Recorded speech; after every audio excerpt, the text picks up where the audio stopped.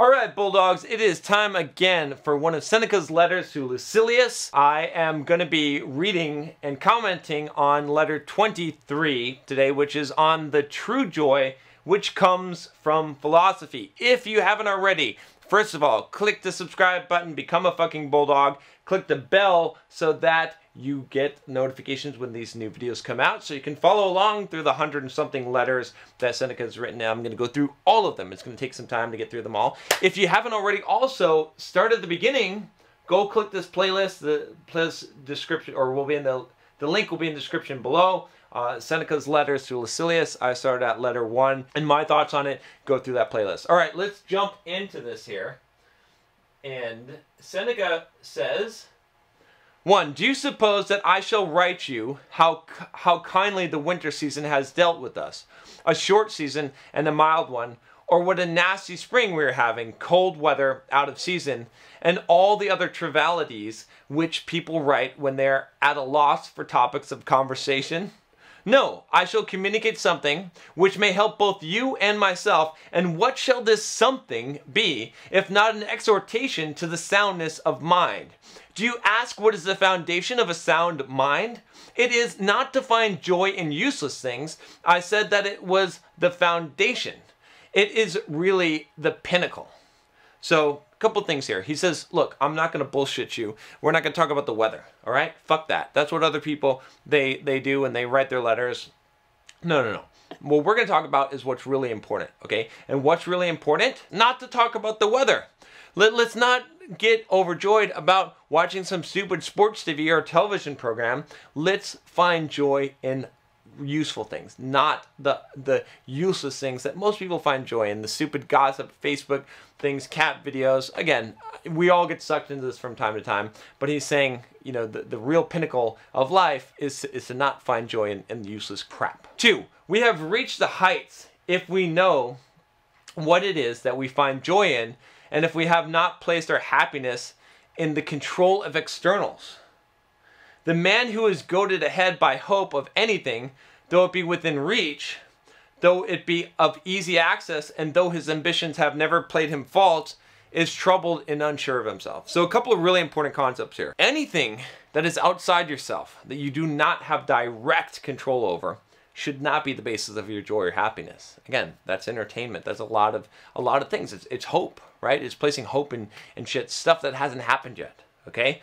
Instead, you know, and he doesn't talk about it yet, but where should your joy and happiness come from? It should be internal. It should be from who you are. It should be from the virtue of hard work. It should be from the virtue of having character, of doing what you're called to do in life, right? Of living your life. That's where your joy and happiness comes from. It's not dependent on winning the lottery or getting the fucking paycheck or getting the girl. It's about taking the actions, okay? It's about that. And when your life changes so that you find joy and happiness in what you do, not the results you achieve, not the things that are external, that are outside of you, you will find true happiness and fulfillment, and you'll have access to it all the time. Again, I'm not perfect in that regard, but I've worked a lot, and I have developed a lot of inner happiness and joy, and I'm in a much better place than I've ever been in my life because I've become reliant on myself, and I judge by my actions. What do I do? Not what are the results that I get, okay? You can't control results. You can control the actions that you take. The second thing that he says here, even if it's within reach, even if you know that you're going to be able to get it, again, it's still external, okay? And you're still going to be unsure of it. Even if you know that you can easily accomplish this goal or get this thing or make this money or get that paycheck, you're still unsure. You're still dangling by a thread. Even if it's a really thick thread, okay? You still don't know for sure, and it's still going to create trouble and make you unsure of yourself because it's not coming from within you. Only the things that you completely control, right?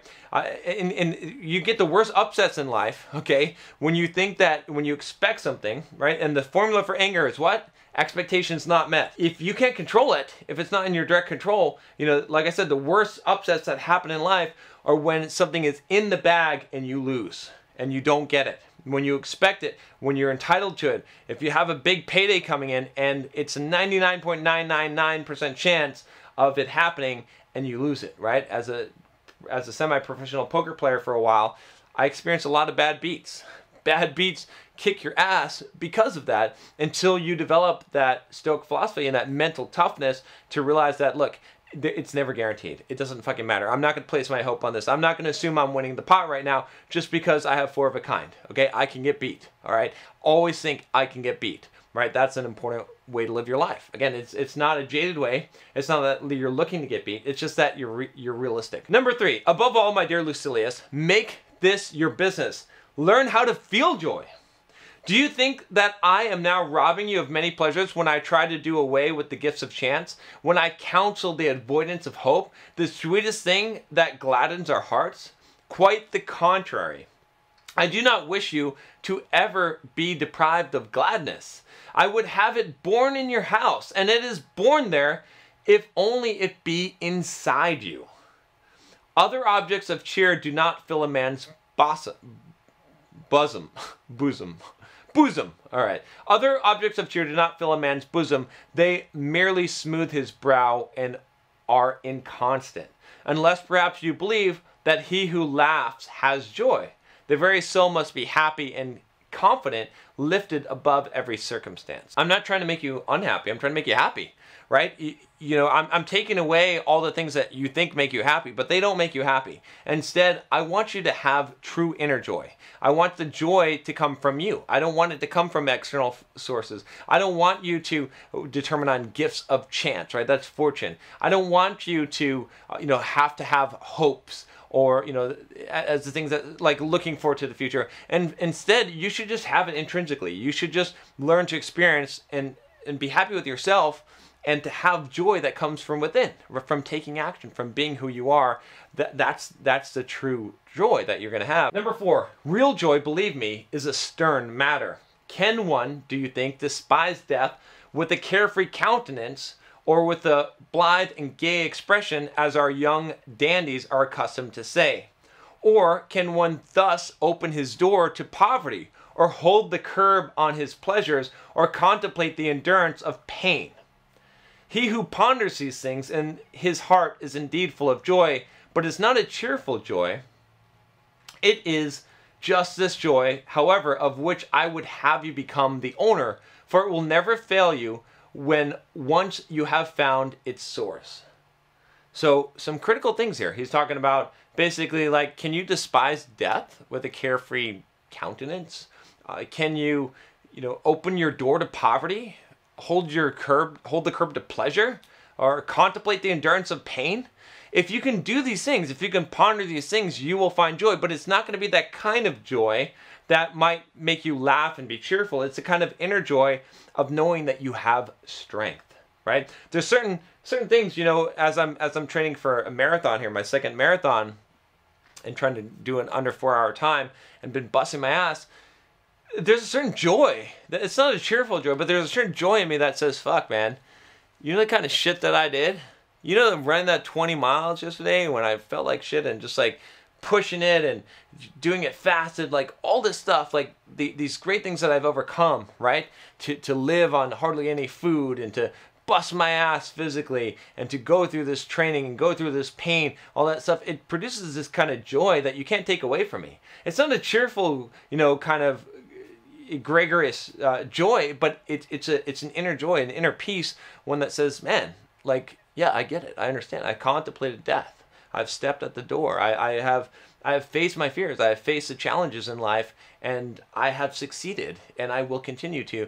And that is a joy that's the joy that Seneca is saying that he wants Lucilius to have, and that I want you to have, that we all should have. Number 5, the yield of poor minds is on the surface. Those are really rich whose veins lurk deep, and they will make more bountiful returns to him who delves unceasingly. So too those baubles which delight the common crowd afford but a thin pleasure laid on as coating, and even joy that is only plated lacks a real basis. But the joy of which I speak, that to which I am endeavoring to lead you, is something solid, disclosing itself the more fully as you penetrate into it. 6. Therefore, I pray you, my dear Lucilius, do the one thing that can render you really happy. Cast aside and trample underfoot all the things that glitter outwardly and are held out to you by another or as obtainable from another. Look toward the true good and rejoice only in that which comes from your own store. And what do I mean by, quote, from your own store? I mean from your very self, that which is the best part of you. The frail body also, even though we can accomplish nothing without it, is to be regarded as necessary rather than as important. It involves us in vain pleasures, short-lived and soon to be regretted, which, unless they are reined in by extreme self-control, will be transformed into the opposite. This is what I mean. Pleasure, unless it has been kept within bounds, tends to rush headlong into the abyss of sorrow. But it's hard to keep within the bounds in that which you believe to be good. The real good may be coveted with safety. So, a couple of important concepts here. One of them is again, and you might say, oh, John, well, this is in direct contradiction. You just talked about training for the marathon. It's not about the physical changes that I undergo in doing this. It's the mental ones. Okay, the body is frail. The body can be destroyed. The body can be maimed. You can become sick. You can become ill. Again, it seems like it's an internal thing under your control, but it's not. It's external as well. Okay, but you can train the body, and the training in the body is more about who you become. It's the character that you build, enduring the pain and overcoming challenges and developing the mental toughness. That's the value there. Okay, so that's what you want to look for. Is to develop that. He talks about this idea of rejoice in only in that which comes from your own store. Okay, and what he means by that is that everything that's internal. Again, we talked about this before, but that's what he's talking about. He's saying anything that comes out from outside of you, you can't count on that, and you shouldn't. 7. Do you ask me what this real good is and whence it derives? I will tell you. It comes from a good conscience, from honorable purpose, from right actions, from the contempt of the gifts of chance, from an even and calm way of living which treads but one path, from men who leap from one purpose to another, or do not even leap but are carried over by a sort of hazard. How can such wavering and unstable persons possess any good that is fixed and lasting? So, he's given us the formula. We've talked about this before. Let's break this down. What does he say here? It comes from a good conscience, okay? Knowing that what you're doing is what you're supposed to be doing based on yourself, your own judgment of that. From honorable purposes, again, it comes down to knowing that what you're doing is what you consider to be right, okay? Your own internal conscience. From right actions, it's not the results, it's the actions that you take. From contempt of the gifts of chance, from basically saying, I don't want anything that I didn't fucking earn. I only want what I've earned. Okay? I don't want to rely. I don't want to win the lottery. I don't want, all these great things to happen to me that I haven't earned. That's important. Okay? And he says, from an even and calm way of living which treads but one path. Sticking to the path, staying on that path, not being duplicitous, okay? Not being duplicitous. Instead, having one mind, one destination, one path, one soul, one journey, one focus. Staying on that path, not being one thing one day and one thing another day. Staying focused, okay? Being committed to what you believe and who you are and what you're becoming. It's important. That's where it comes from. We're almost at the end here. Number 8, there are only a few who control themselves and their affairs by a guiding purpose. The rest do not proceed. They are merely swept along, like objects afloat in a river.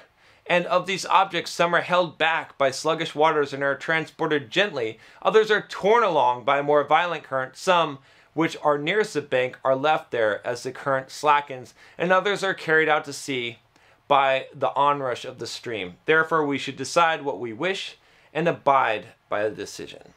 So he's saying, pick a path, motherfucker. Pick a path. Choose one. Which way are you going to go? If not, the current is going to take you wherever it's going to take you. And most people in life are swept around. The reason why they're where they are has nothing to do with what they've decided or what they've done. It's just random chance. And those people, you could say that they got lucky or you could say they got unlucky. But let's not suffer the same fate. And let's say instead, if you don't choose a path, one will be chosen for you. Instead, choose a path. Number 9. Now is the time for me to pay my debt. I can give you a saying of your friend Epicurus and thus clear this letter of its obligation. Quote, it is bothersome always to be beginning life. Or another which will perhaps express the meaning better. Quote, they live ill who are always beginning to live. End quote. So what is he saying here? He's going to give us an explanation, I think, in a minute, but let me give you the explanation, or think about this. It is bothersome always to be beginning life. They live ill who are always beginning to live. It's about changing paths. Again, like he talked about. Stop starting over. Instead, become a fucking finisher. Instead, finish what you started. Continue down the path. Stop beginning life. Stop saying, tomorrow I'm going to do it. Tomorrow I'm going to be better. Tomorrow, fuck tomorrow. Now, right now, and stick to the path. Right? Stop beginning over and over again. Right? It's bothersome always to be beginning life, to be starting over again and again and again. It doesn't mean you don't make mistakes and quote, start over in that respect, but you're still on the same path. So many people, they don't have a path. They're just starting over. They're just beginning all again. They're not getting any knowledge from what they've done. They're in this Groundhog Day of beginning life over and over again. Don't be that. Number 10, you are right in asking why. The saying certainly stands in need of commentary. It is because the life of such persons is always incomplete. But a man cannot stand prepared for the approach of death if he has just begun to live. We must make it our aim already to have lived long enough. No one deems that he has done so if he is just on the point of planning his life. So again, that's what he's talking about. He's talking about this idea that you got to live your life to the fullest now. Not later, not tomorrow. Don't plan your life. Instead, live it now. Number 11, you need not think that there are few of this kind. Practically everyone is of such a stamp.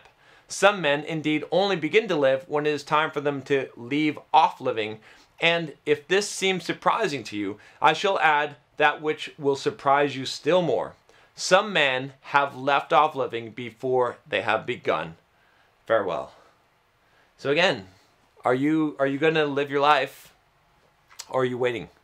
Are you waiting to live your life, right? Are you going to die before you've actually lived your life? So sad. So many men, so many people have done that. Is that going to be you? Or are you going to make the choice, today to start living your life to the fullest now? To have that actual joy that comes from you, not from the circumstances. So many people are waiting for fortune to give them the good thing, for the good thing to happen. They're hoping. Stop hoping. Stop waiting for fortune. Start living your life. Start living to your potential. Start valuing your own judgment against the judgments of other people. Okay? That's what's critical. Otherwise, your life will go and you'll have never lived it. And that is a tragedy, to waste life in that fashion. That's what Seneca's talking about here. All right, guys. If you haven't already, click that subscribe button down below. Become a Bulldog. Join the Bulldog mindset. I would love to have you on board. If you haven't already, like I said, check out the beginning of Seneca's commentaries. I'm going to keep doing them on this channel. Click the bell so you don't miss any videos. I'll talk to you next time. Take care.